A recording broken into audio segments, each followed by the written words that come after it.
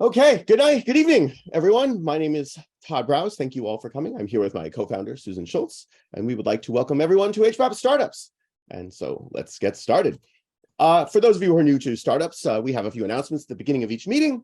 We will do some short networking breakout rooms, and then we'll come back together for our main event. First off is our mission. We are here to help foster and fortify an innovation and entrepreneur community coming out of the Harvard Business Analytics program. And our goal is to provide our members with the tools, knowledge, leadership, and confidence necessary to create and grow their businesses from the ground up. I'm going to put a few links in the Zoom chat, which I think most of you have already seen about how to connect with us and whatnot.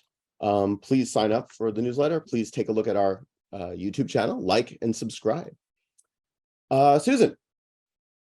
Yes, and in the spirit of this collaborative, inclusive community that we have here, we always acknowledge that all rights are reserved by the presenter unless they tell us otherwise. Of course, we're abiding by the honor code and the feedback approach, which is modified forever now to only give positive, warm, and fuzzy feedback because that works the best for people. And then, of course, if there's any conflict of interest or concerns about confidentiality, just reach out to Todd and me and we'll help you figure it out. And upcoming, Susan, I sent you a thing with. Yep, I see. Great. Yeah. So as you know, today we have Jimmy Gomez, and Kelly, thank you again for this. This ought to be a really interesting conversation about, how does our government actually think about legislating and regulating these really dynamic, interesting areas like AI. So he's going to talk to us about that for about 15 minutes and then 30 minutes of questions. And then he's going to need to leave, but super excited to have him here. Then next week, of course, is the social in the beginning of August. And then the week after that, we have Iyang Ino, who is a former member of the Cameroon Indomitable Lions and was in 2 FIFA World Cups and 2 African Nation Cups as well. So just an awesome guy. He's going to be coming to us from the Netherlands. So we're going to have really probably a really good presentation and conversation with him. And then coming up, a couple of weeks of breaks for summer vacations and things like that. And then on September 20th, we have Jana Hefford, who's competed in 5 Olympic Games and has won 4 Olympic gold medals and a Hockey Hall of Famer. And she's going to talk to us about her journey as well. So a lot of cool stuff coming up. All right, so I think I got the breakout rooms working. Several of you are unfortunately not able to talk right now. I know I've gotten your messages, so bear with me. I think I've got this right. I'm going to open up the rooms.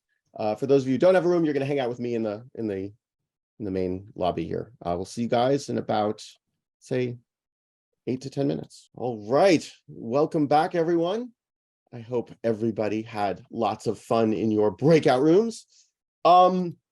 Just as a little bit of a reminder, when you exit Zoom this evening, please do fill out that Zoom survey. The recordings will be made public, and please stick around for some overtime at the end.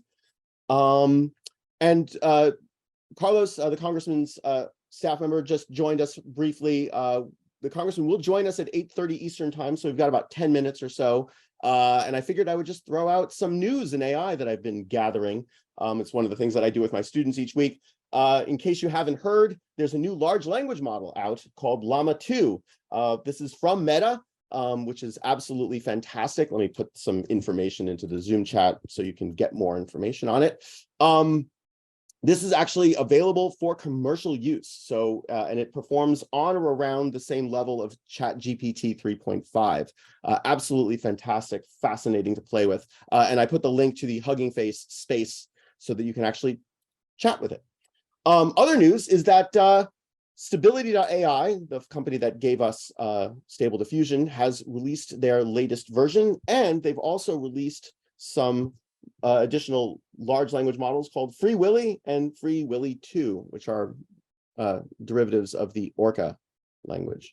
So I've got a bunch of links there. And also, if anybody here is interested in really learning how to use these tools like Stable Diffusion and whatnot, we could set up a workshop, hands-on type thing. And I've also got, if you're interested in really playing with this, Run Diffusion is a company that sells virtual machines so that you can actually play with and use Stable Diffusion in a cloud-based environment. You don't have to install the software. It comes pre-loaded, and they are high-end. So high-end systems that are available for you. And there's a coupon code for the premium club service that they've got. And now, as we all adjust to living in the age of AI, we must look back and realize that the future isn't what it used to be. And we must understand that AI won't replace humans, but humans with AI will replace humans without AI. And then the question becomes, with the cost of creativity and cognition dropping, what will the new future look like? And what happens, we don't know. But I do want to put this YouTube link into the Zoom chat. This is the latest video of Kareem talking about this at a conference. His quote starts at 40:53, but you got to watch the whole thing. It's absolutely fantastic. Other than that, we had some information about when the Q&A for when the Congressman joins us. We only have 45 minutes of his time, so please do post your questions in the Zoom chat. We will call on you to ask them, and please make them quick and to the point, so that we can bring and just to reiterate on that, so we don't have very much time with the Congressman, and we want to make sure that we maximize the number of people who get to ask questions, and then have all of us hear his response. So yes, please ask your question very, very briefly, and allow the Congressman to answer it, because that is the best mode to really have a wonderful conversation with him.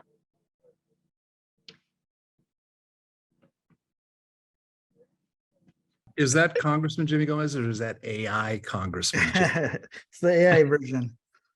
Hey, Jimmy. Hey, how's everyone? Good. Jimmy, welcome. Thank you.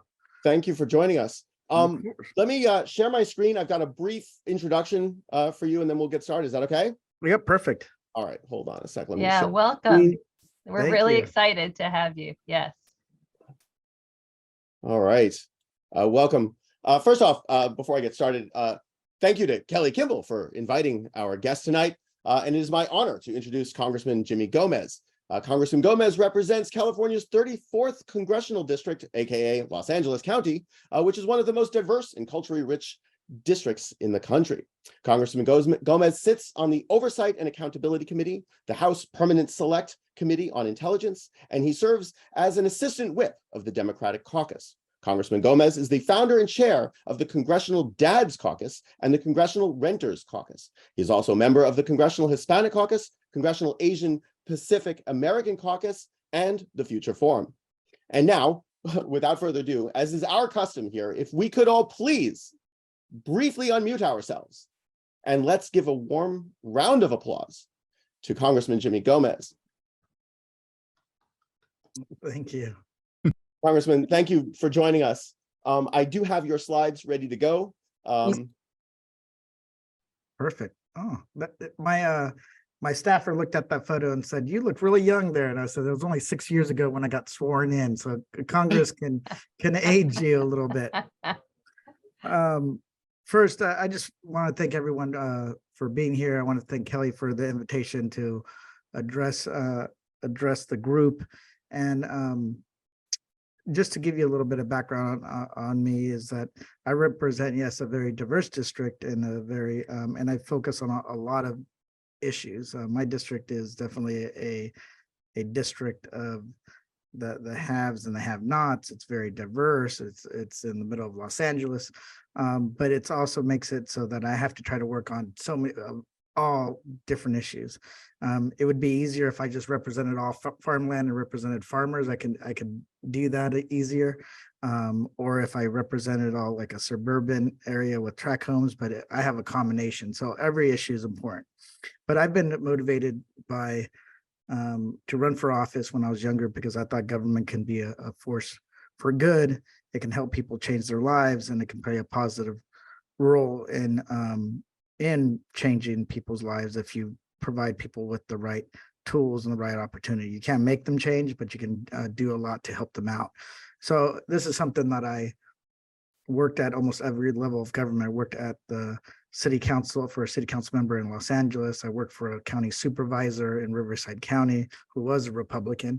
I worked for a member of Congress and then worked in politics. And then I served as the chair of appropriations in California as for the state legislature, and then also now as a member of Congress. And as a member, and one of the things I study is how do you make Congress or government work for whatever interest that has a particular goal, a particular piece of legislation. They want to get something done, and understanding how each level works can set you up for failure or success. Understanding what motivates the members can set you up for failure or success. So I've always studied how do you get things done in a political context. My major at the Kennedy School of Government was political advocacy and leadership. It wasn't, at first I was housing and urban development, but I got bored and I wanted to focus on leadership. And that's basically how do you get things done in so many words. So so I'm not an expert on AI, but I feel like I'm pretty good at navigating different legislative bodies. When I was in the state legislature, I was the chair of approps. I was able to do that and then able to pass big pieces of legislation, but it's very different. The rules were different. You introduce a piece of legislation in California, 9 times out of 10, back then it was 10 out of 10, that bill would get a hearing. Here in Congress, you can introduce a bill and it goes nowhere, maybe gets some press coverage, but it doesn't do much because they're set up 2 different ways. Congress is set up in a way to stop legislation from happening, plain and simple. It is very, very, very difficult, and it is often more of a windy road, and it is sometimes just impossible. States, on the other hand, are laboratories of democracy. Like you introduce you can come up with your own idea on a particular issue, and as long as you can get the votes and get the support, you can pass it, you can get it done. So it is one thing I know is how to figure out how to do that. That's why I was able to become a member of the Ways and Means Committee, 4th fastest in the history of Congress. I was able to negotiate the USMCA against the Trump White House because I knew potential and the ability to maneuver. Why I was able to start 2 caucuses in a short period of time and then have members of Congress, other members ask for our endorsement is because I fundamentally get how places work. First, I have to study them, I have to watch people, and I have to listen. So, and that's what this is about, is telling you the dynamic. So next slide. So in Congress, there's just, people think, oftentimes it's the schoolhouse rock of government. You introduce a bill, it gets sent to a committee, and then you lobby and so forth. And it's not really all that. It is multiple different groups impacting what Congress focuses on, because we deal with hundreds, if not thousands, of different issues.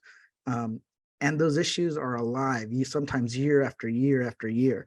So you have constituents, you have corporations, you have advocates, you have unions, you have, you name it, foreign governments, you have everybody just on top of Congress. And that's what Congress is about. The House is a representative body. It is every 2 years there's elections, so there's turnover. And just to give you a hint of how much it turns over, when I got elected in 2006, sworn in on July 11, July 11, 2017, my seniority, which is on each of these lapel pins, they etch in your number and your seniority. I was 467. There's only 435 members. So they add in all the delegates and like seniority matters. So I was 467. I was like, wow, it's gonna be a while before I move up. Today, I'm at the beginning of this Congress, I was 219, right, in seniority in the House. So in 6 years, I went from being outside 435 into being the 219th most senior member. So time matters, being around matters, but it also it is all these different pressures. If the public isn't talking about an issue, it's hard to get any traction here in DC. If the public is talking about it and it's talking about it a lot, then you can move legislation quickly. And I think that's what one of the things that we saw during the last several months. So here in Congress, it's all about committees. So let's move on to the next slide. So it's all about committees. This is what I tell folks. Committees matter, and no matter if you what committee you're on, that committee. So I kind of try to like from the smallest committee, science and technology, or committees that seem insignificant, are not. Good example. This week, Frank Pallone, who is the ranking member, used to be the chairman of Energy and Commerce. I would say the second most powerful committee, or the third most powerful committee in Congress. They took a bill of jurisdiction, and that they said it was regarding satellites, and they passed it out. The Republicans, they passed it out of the committee. Who was working against that bill? The Science and Technology Committee, which is a small little committee, and they were working against it, saying that that bill belonged under the jurisdiction of science and technology. So think of it in that respect, that committees are powerful, no matter how small they are, no matter how you think they're insignificant. They can have an impact on the success or failure of a piece of legislation. But when it comes to big issues like, you name it, artificial intelligence, housing, when it comes to the military, those issues go up across multiple jurisdictions, not just one committee. If it was one committee, this would be easy. Good example, I'm on the Oversight and Accountability Committee. That's if how an AI will be permitted for use at the federal level, federal government. House Permanent Select Committee on Intelligence, we're looking at the impact on AI on the intelligence community, military, government, and defense. How is it going to impact our ability to collect information? Other committees, space and technology, tech regulation, energy and commerce, AI impact on U.S. business, Federal Trade Commission, so forth, armed services, AI use in warfare and cyber warfare, financial service, AI use in the financial industry, homeland security, AI impact on domestic security, hacking, that's also in intelligence, because we want to know who's doing the hacking, transportation infrastructure, AI safety, right? The driverless rigs. It is this issue transcends so many committees, and every committee chairman, every committee member is going to want a piece of it. So appropriation and ways and means, these committees make up 70% of policy regarding appropriation and taxes. Ways and means will have a say. That is because it is almost every major piece of legislation, half of it goes through ways and means, and eventually how the money is spent to regulate it. So it is a big issue, but if people are talking about it, everybody wants a piece. If nobody's talking about it, nobody's going to pay attention. And to get any legislation done, it is virtually impossible. Next slide.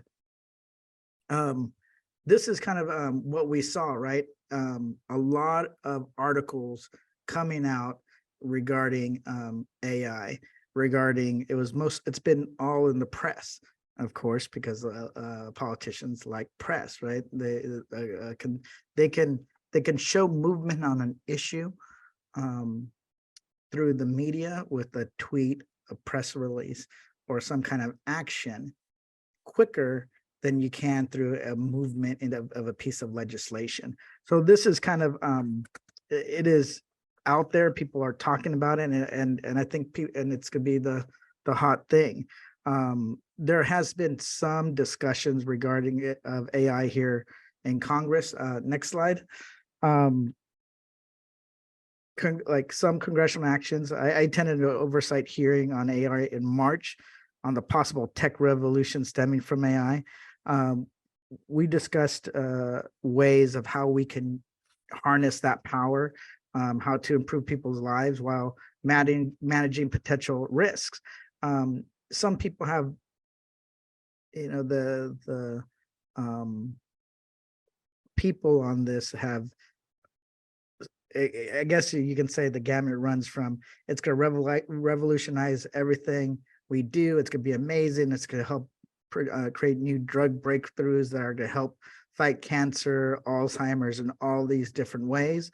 And it's the end of civilization as we know it. And I think that one of the things that we saw in this was also people's fear, right? People don't want to be manipulated. That's the one thing. They don't want to be felt like they have no control. And AI can make people feel that way, rightly or wrongly. And different people that were there, we had the director of the MIT Center for Machine Learning, vice president of IBM, and the chair of the Special and Competitive Studies Project. So we had a lot of people there, but it is a tough thing for people to get their hands around or their arms around. One of the things that the House issued restrictions in June on how congressional offices can use Chat GPT, and that's because a lot of people were using it. Some of it was obvious, right? The kind of clunky uses of it. And then at the same time, what can be downloaded to government servers. So it is it's something that people are discussing. There are bipartisan bicameral bills for a national commission to study AI, ones by Representative Liu, Buck, and Eshoo and Schatz. Representative Liu is actually, he's a computer science major. I never knew that. I found that out. So I guess he has some basics. The bill basically sets up a 20-member commission to recommend safety regulation and promotes U.S. leadership in AI. And then Schumer introduced AI regulatory framework in June, prioritizing security, accountability, innovation, and ensuring that the U.S. is the leader to write the rules, not China. That's a security concern. And then Ro Khanna used AI, of course, I think people saw this, to write a bill on having OMB issue guidance for federal use of AI. People are using it as a way to shock and awe. Hawley and Blumenthal have a bill to ensure Section 230 does not apply to AI companies, which applies to other companies. And then Section 230 of the Communications Decency Protection protects companies from being sued for the content that is on their site. So that's a protection that Hawley and Blumenthal, which are weird bedfellows, if you ask me, don't want that to apply to AI companies.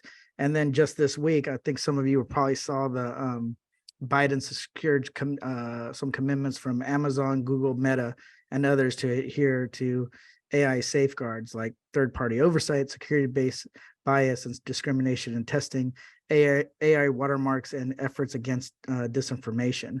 And then the White House has met with AI leaders and released an AI Bill of Rights earlier this year. And they made a commitment to pursue bipartisan legislation. And that's not a shock because this issue is so massive. Not one person is gonna be able to muscle it through. And then the National Science Foundation announced $140 million investment this year to establish 7 new national AI institutes, bringing that total to 25 nationwide. So this, I want to be very clear.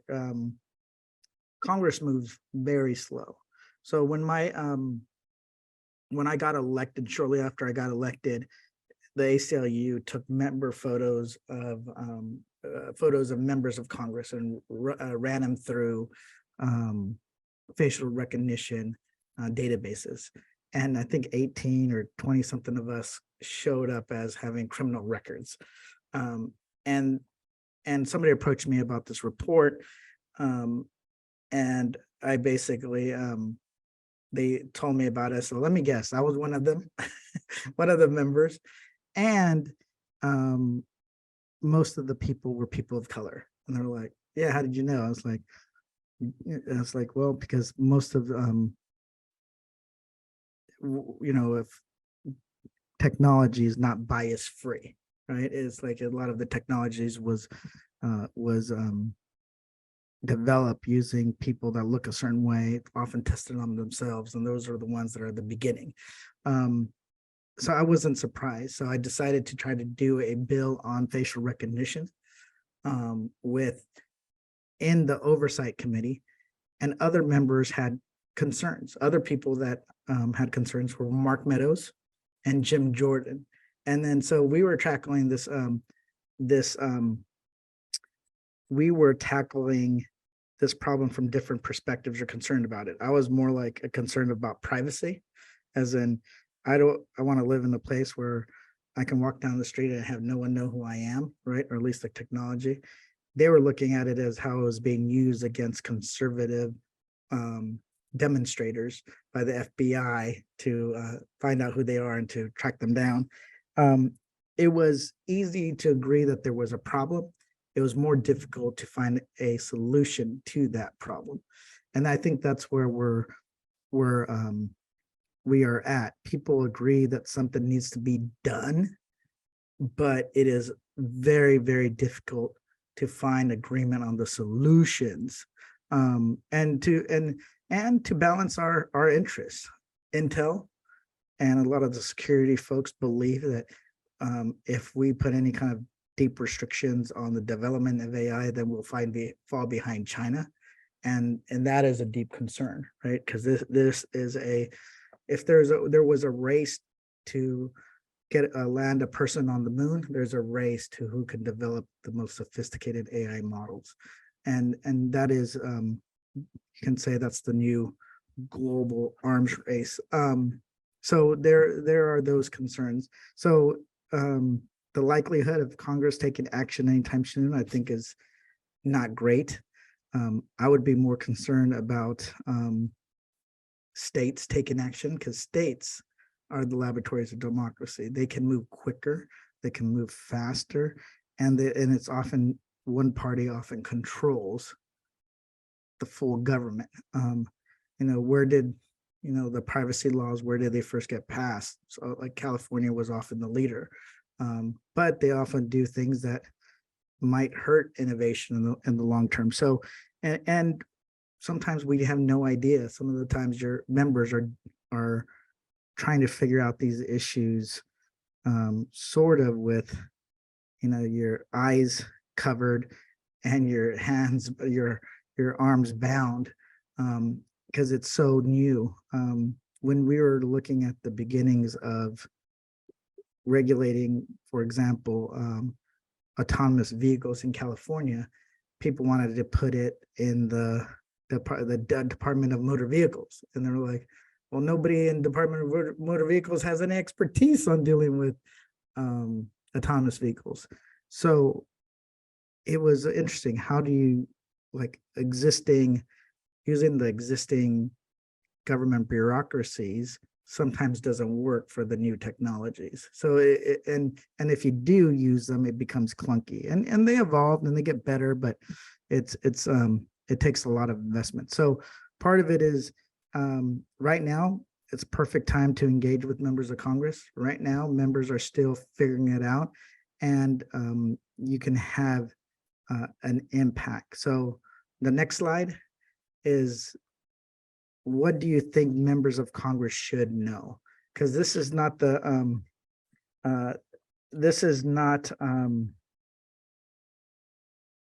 something that is going to happen right away. Members are still educating themselves, but having more people understanding it in a more in-depth way is going to make sure that any decisions or policy that are passed at the federal level are balanced and nuanced. You don't want eventually you'll have somebody who wants to ban AI, So it's something that we got to talk about. So what do you think members of Congress should know? Love to hear some comments and some questions. First off, Congressman, thank you so much for this. This is really a treat. I want to take the first stab at this, and I've got a lot of thoughts on what Congress should know. How are you and other legislators learning about and using AI? Our legal system needs to adopt to a new artificial species that can mimic and outperform humans at the tasks that we are good at. So how are you learning about this? I'll be honest, it's in snippets, right? It is Snippets. I deal with so many different issues on every single day. We often get briefings from the Congressional Research Service, or a hearing comes up and they're like, oh, we're going to be hearing from these folks. Here are some documents, read that, right? So it is very much in snippets, and it's done rather quickly. So there's no real conversations, like in-depth conversations amongst members, except when they're waiting around on the floor for votes, or they're part of some caucus, right? So it is done in snippets. Not that it's not, I think it's often useful, but it is also done by listening to advocacy groups, groups that come in to talk about what they're working on. I just happened to go to my reunion, my 20-year Kennedy School reunion, and everybody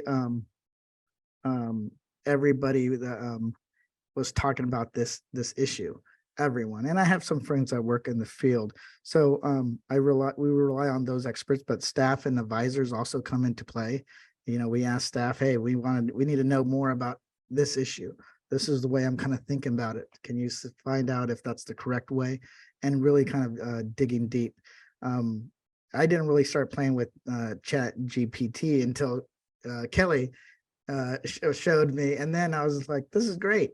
And I launched the Renters Caucus, for a good example, and I wrote, write me a press release announcing the launch of the first ever Renters Caucus in the U.S. House of Representatives to do X.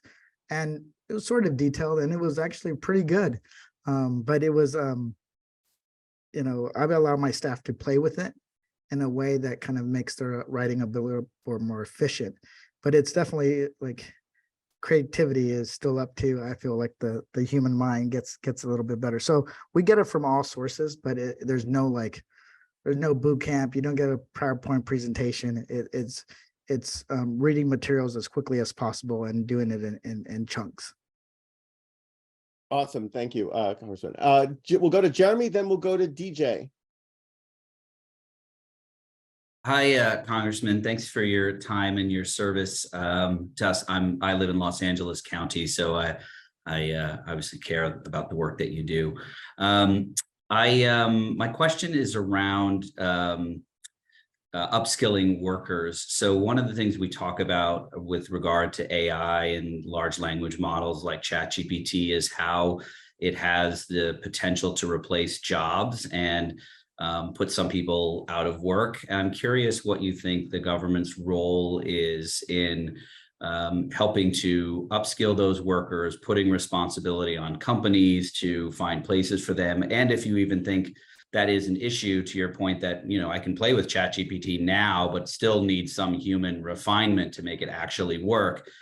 Do you think there's an issue coming down the pike in the next couple of years about unemployment going up as a result of these large language model tools?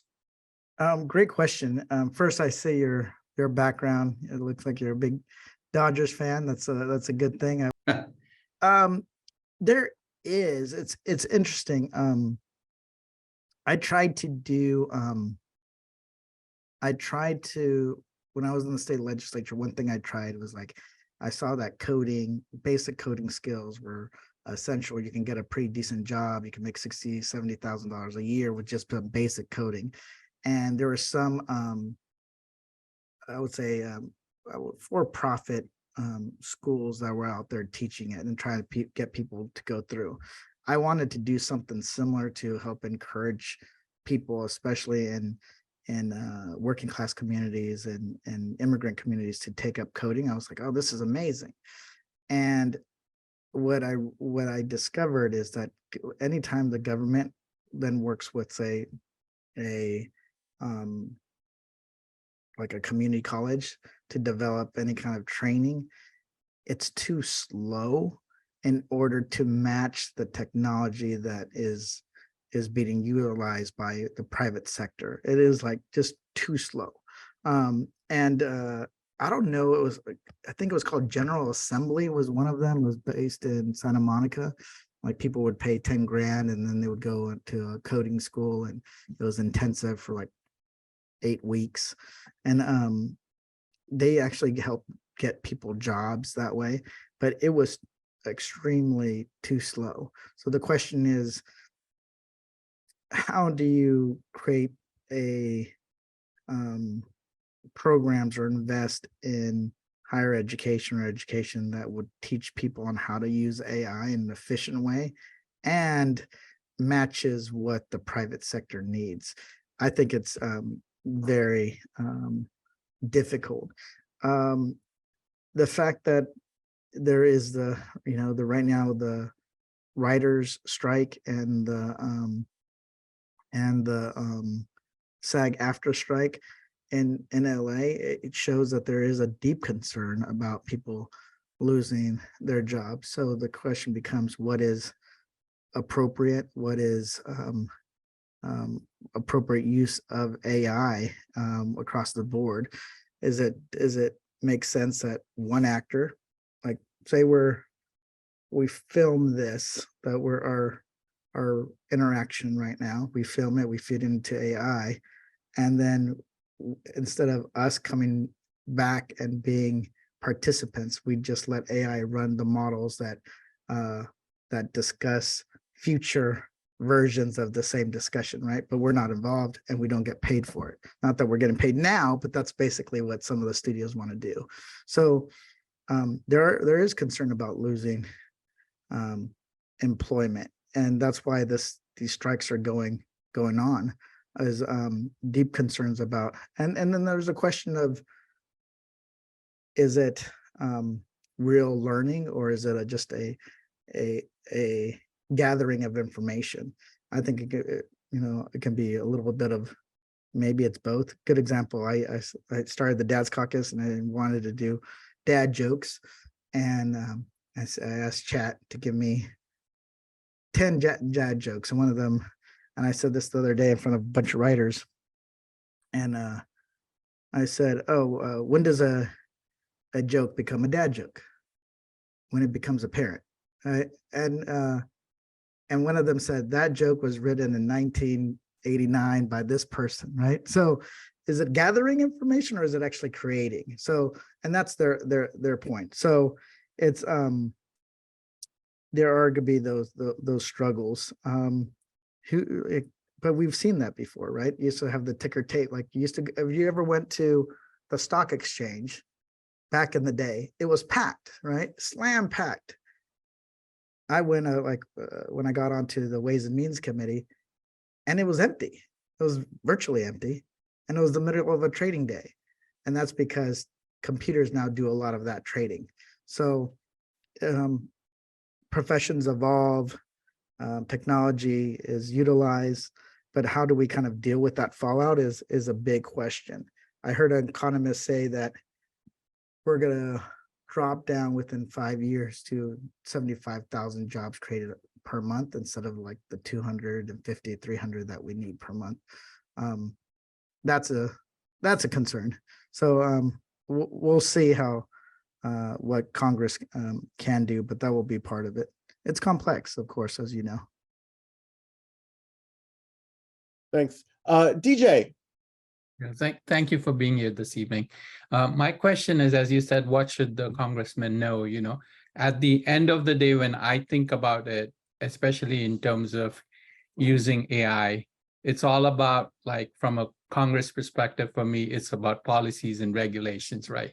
And you gave an example in terms of the bias that you saw when facial recognition was run using the AI models, right? So how would Congress think, especially if AI in future becomes one of the determination factors, then would it be possible in order to create that trust and transparency, which is so important, where the attributes of the models would get published so that any citizen of this country can look at that model attributes in order to understand how that model was applied in order to get certain results on certain policies, right? So I'm not asking about disclosing the data, but at least the attributes of the model from a policy perspective. Yeah, can you add a little bit more? What kind of attributes of the model? Like, what are you? So when you're creating models, you are basically taking into consideration certain attributes to determine the results, Yeah. right?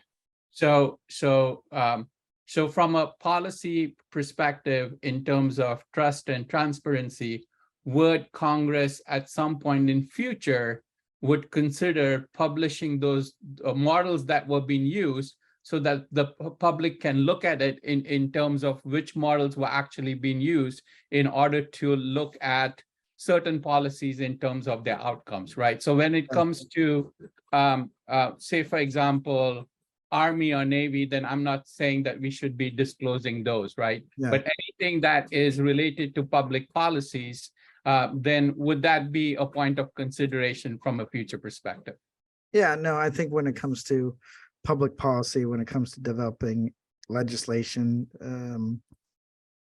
people do, I think, looking at attributes and being fully transparent might help. But I'm not sure how it would work in the long term. But love to have that discussion. Be open to figuring out how that we can do that. And most of the time, there's not enough sophistication or basic knowledge in Congress to deal with some of these issues, and we often bring in the experts, right? And you're going to see more on that. You'll probably have committees that hire for a temporary basis individuals who have worked in this space that will help draft that legislation. I think it's just, for us, it's too limited. So, but yeah, I'll take a look at. That's something that could happen, and would love to talk to you more about that. Thanks, DJ. Lisa, I'm looking at the time. Please make the questions quick so we have enough time for everyone else. Lisa. Okay, will do. Thank you. And thank you for being here, Mr. Gomez. I'm from Santa Fe, New Mexico, and I asked a question from the perspective of healthcare and Medicaid. We have 2 million people in this state, and during COVID, our rolls went up to 900. And I work for a software company, a large company that develops Medicaid software. And so each state is different, right? So we're monitoring closely AI, we're monitoring any kind of legislation that comes out from the federal level from CMS that trickles down to the different states. So my question is more about governance. How will that trickle down, and what impact will it be? And how will we make sure that the lesser than populations, even on Medicaid, of course, I'm on the private industry side of Medicaid, but how do we make sure that we keep them up to date and kind of get them off those rolls of Medicaid? Yeah. Wow. No, that's I'll be honest, I wasn't even thinking about Medicaid when you and AI. And now that you mention it, it does make sense, right? How can AI be utilized with a significant population that is that the government is subsidizing or covering their healthcare costs? How can we use some of that information when it comes to making better policy decisions, how they get covered, what kind of treatment, where the focus is, and some of that information is there, but AI could play a way bigger role. And right now with CMS, I guess that we would have to make sure that we, what power that the Secretary of Health and Human Services currently has when it comes to the utilization of AI, and probably every federal department, what power and what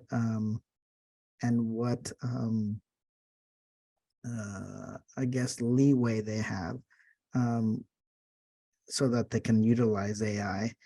It's hard to imagine because it's probably very expensive in some respects. I would say that's a cost prohibition of that allows a lot of these departments to use. And then at the same time, companies are pretty, the bureaucracy at the federal level is pretty clunky. It would be interesting what potential there is to the use of AI for, I don't know, looking at trends in healthcare. It's interesting that you mentioned that because I remember I introduced a bill, like you're in healthcare, and they talk about the evolution of healthcare. It's like at first it was preventing the spread of disease. Then it's like something, somebody gets hurt, right? Somebody gets hurt, they break a leg, you mend it. They get hit by a car, you patch them up, right? It's that what they call secondary. And the third area of healthcare is working on population health. And like, how do you keep populations healthy, not just individuals? AI might play a big role in that now that you mention it. And I worked on a bill dealing with population health, but people thought I was nuts. They're like, what does that mean? and maybe it was just too far ahead. So, you know, maybe using it on how like certain diseases are in certain populations, if they're a bunch of them are on Medicare, is there a way to get them treatment sooner rather than later to prevent the illness from becoming more severe, and thereby costing the system more money? So I don't know. I kind of like it, to be honest with you, but I wouldn't know how to like structure it. I wouldn't know how to use it, but there's potential there for sure. I don't know if that was your question, but I was just thinking about it. Thanks, Lisa. Yeah, Looking thank you. Looking at the time, we've only got you for a couple more minutes left, but I know Edmund had a good question. Edmund, can you ask it? Can you hear me? Yes, we can hear you. Yes. Hi, Congressman. Thank you for your service. My question is, you talked about speed at how things move in the Congress, but I'm worried about how we compete internationally, because other countries have access to data easily and easier than the US. We have to go through hurdles you just talked about. So how are you planning to help US companies to compete in the AI area and to win this race? And also, how are you planning to educate the consumers about the benefits and the downside of the AI, while we're kind of trying to develop it at the same time? Oh.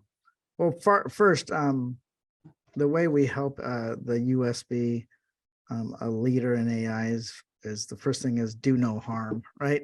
We can overreact and undermine our competitiveness. The United States is a leader in a lot of these technologies. A lot of it just requires us to not be too heavy-handed when it comes to any regulation if we decide to move in that direction. So first is let's not overreact. And I think that like in the EU, I was reading that there are some like AI pacts, these voluntary agreements that people are entering into. Those are interesting, but part of it is making sure that we don't overreact. Then there's the military side, where we know that there is a competition going on, and for us, security wise, want to make sure that we don't get behind on the development of technology, especially when it comes to defense issues. So part of it is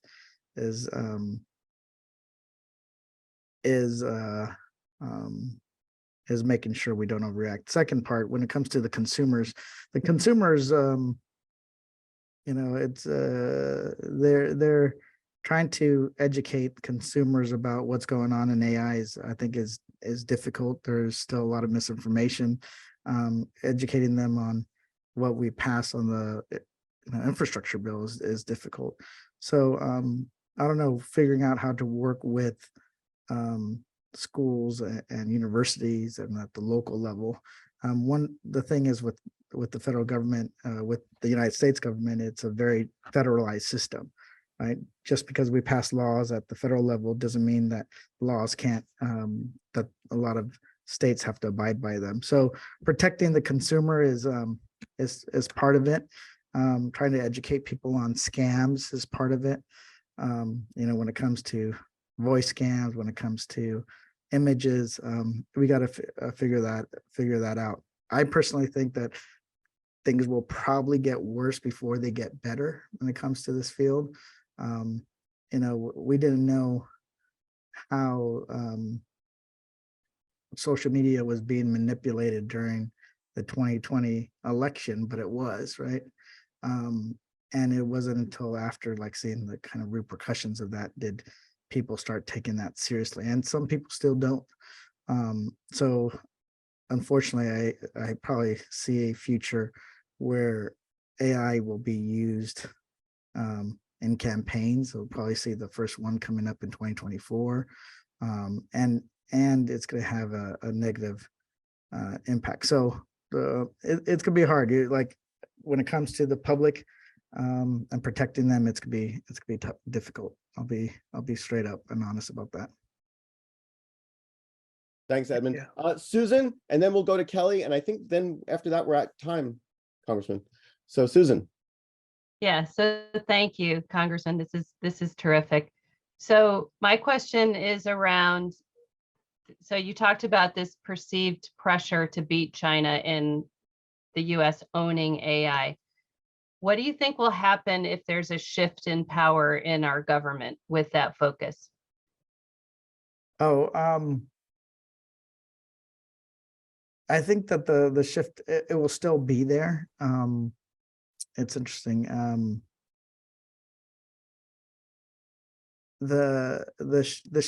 It will still be there. I think that in across both political parties, there has been more of an understanding about the competitive nature of the relationship with China, and what it means for the United States.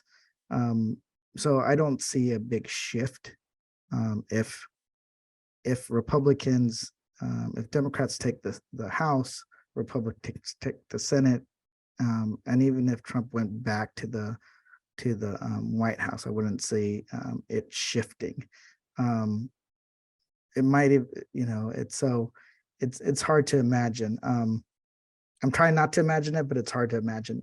There is kind of a consensus amongst China within Congress, and maybe the intensity might vary from member to member or party, from one party to another, but people are more in line, except some of the stuff that you see, the Select Committee on China, that's just a propaganda machine for the Republicans. It's not, I don't consider it, real policy. The real committee on China is the House Select Committee on Intelligence, as well as the Foreign Affairs Committee, and then the Armed Services Committee. Those are the real committees. The Select Committee on China, or the Chinese Communist Party, it's a dog and pony show for the Republican base.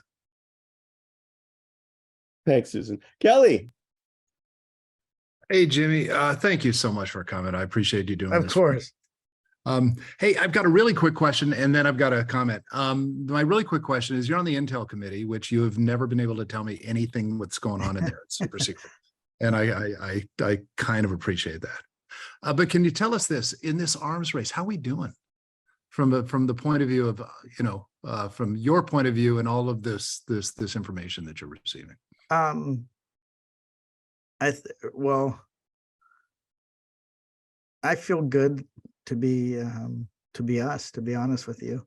I think that we're in a competitive advantage. I think that people are often in awe about China, but China is really a authoritarian regime that's top down, right? They take other people's ideas and try to make them better. They're not as proficient at creating new ideas and new technologies. They have a way of marshaling a whole society approach towards tackling a problem. But our messiness, as a country, is sometimes creates the best ideas and the best outcomes. But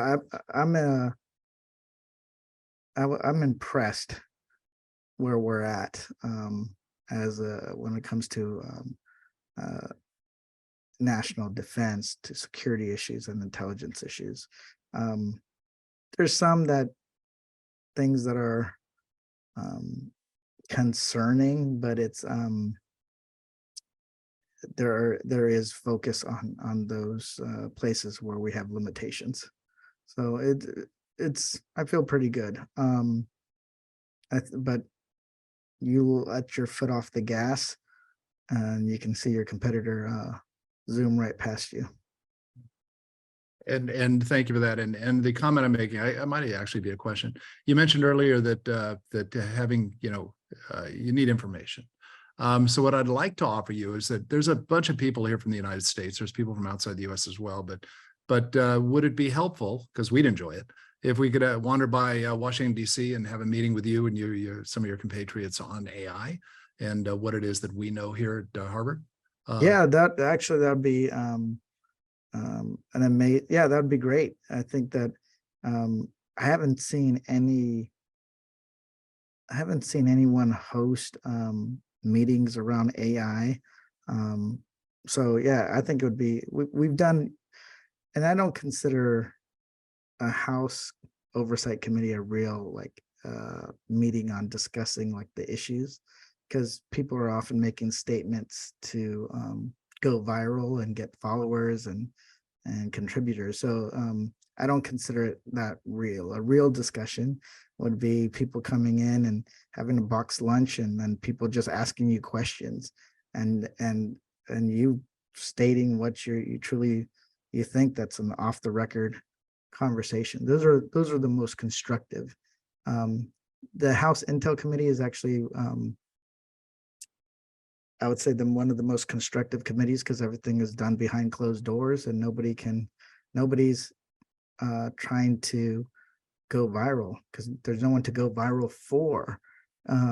You are just asking questions, and that's what I would love to see, is a discussion regarding AI where people ask questions to learn, not to make a political statement. Well, we'd love to stop by and have that opportunity with you and some of your friends. Yeah, I'd love to. So thank you. And thank you to Carlos. I know he's sitting next to you with the time and trying to hold you to a time here. I've already violated that. So, no worries. Back to Todd to close it up. And thank you again, Jimmy. I do personally appreciate you coming. Yeah, thank you. Kelly, thank you. Susan. Yeah, Congressman, thank you just so much for this. It was super illuminating. There's a lot of good questions we didn't get to, and really excited to have you here, and excited to help you with that get together that you just described as well. And thank you, Kelly. And then we've got a group of people in LA. So, we've been talking to Noel and Carlos about getting that group together as well. Look forward to it. And I saw some questions in the chat, and I'll definitely ponder some of them. And it's interesting. I think more now than ever after the pandemic, people have realized that we are in a more competitive environment, and at the same time that some past practices that made us strong made us weak. But that we have to evolve. AI, I think, will be part of that. When it comes to a variety of issues from trade, security, finance. I think it's could be all a part of it. And people are still wrapping their minds around it. The only thing that I think the most scary thing is for people, and I've said this before, is that they're concerned that they're not going to be able to tell what is real and what is not real. That is what scares people the most. They want to know that if they're having a Zoom with, Jeremy or Lisa, that it is actually Jeremy or Lisa that's having that conversation and not some AI. Maybe we're still a little bit off from that reality, but no, we're not. Sorry. We're here. It's right now. Yeah. Yeah. So that is a concern. And I know Kelly told me about his son calling him one time, or the AI son calling him. But no, it's something that we're gonna have to be concerned with. One thing that I think it was Kelly or somebody in, maybe from when I was in the Intel committee, they were saying you have to have a password for your family, so that like that's really who that is. So, but with that, I enjoy the conversation. Love to have you all come by and say hello, and we can for a real conversation with members and invite a lot of folks to participate. Congressman, thank you. This was an honor and a pleasure. Carlos, thank you for coordinating. I know you have so thank you so much. On that note, thank you all for coming this evening. I'm going to stop the recording and let's stick around for some overtime.